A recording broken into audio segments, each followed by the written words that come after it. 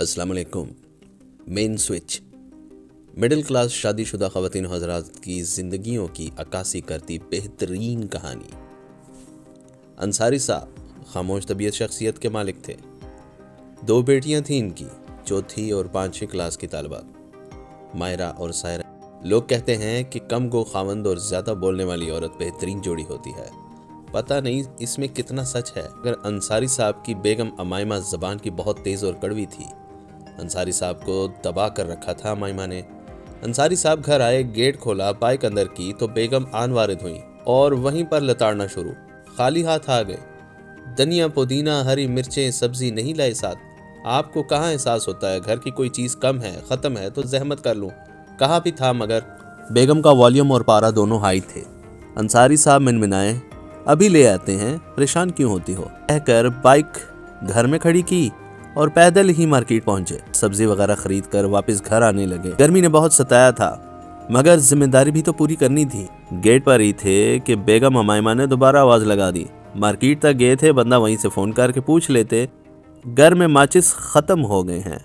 शाम को आपने ही चाय की फरमाइश करनी है और खाने की। जाएं और माचिस लेकर आए। घर से फिर निकल आए। सोचने लगा कि नमाज असर मस्जिद में अदा करूं, पानी भी पी लूं, बहुत गर्मी है। सो वो आधे घंटे के बाद घर पहुंचे। बेगम तपी बैठी थी। फिर वही रवैया, वही बदतमीजी। कहने लगी, समझ क्यों नहीं आती आपको, जहां जाते हैं वहां सो जाते हैं, घर में और भी बहुत से काम होते हैं। वाहिस्तगी से बोला। बेगम, मैं ज़रा नमाज भी पढ़ने मस्जिद चला गया था।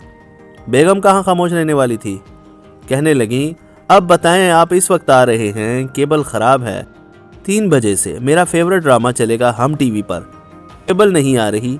इन्हें फ़ोन करें कि वो आएँ, टीवी ठीक करें। 5 बजे तक हर हाल में केबल ठीक होनी चाहिए, बता दूं।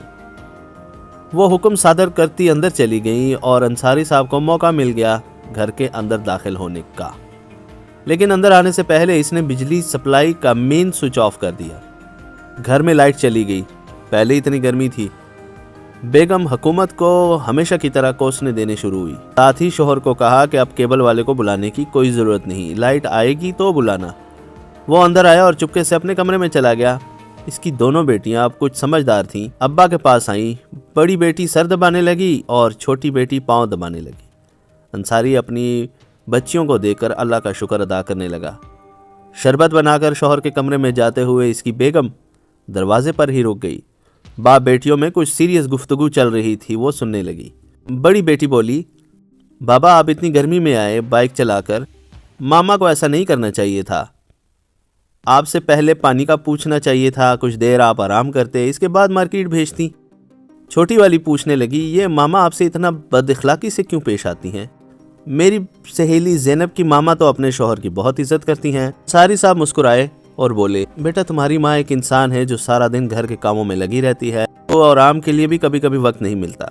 हमें तो हफ्ते में एक छुट्टी मिल जाती है। ऐसे में कुछ घर के औरतें चिड़चिड़ी हो जाती हैं।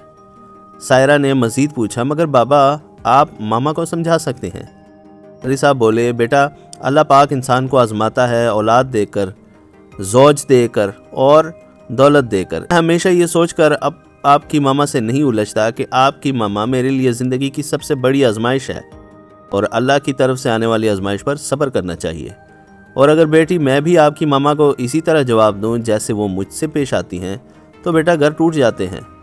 तुम्हारी माँ की ज़रूरत है ताकि मेरी बेटियों की तरबियत हो। बेटियाँ तो ये सुनकर खामोश हो गईं, मगर दरवाजे पर खड़ी अमाइमा को एहसास दिला गई। ते हुए अंदर आई और बच्चियों के सामने अपने रवैये की माफ़ी मांगी। दोबारा ऐसा लहजा और बदतमीज़ी और बदअखलाकी ना करने का वादा किया।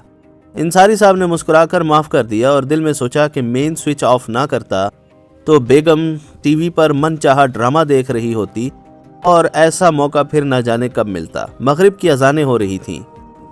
बेगम ने कहा कि मोहल्ले में तो लाइट है, हमारी लाइट नहीं है। अंसारी साहब उठे और कहने लगे, मैं जाकर देखता हूँ। इसने चुपके से जाकर मेन स्विच ऑन कर दिया। घर में अंधेरा ख़त्म हो गया।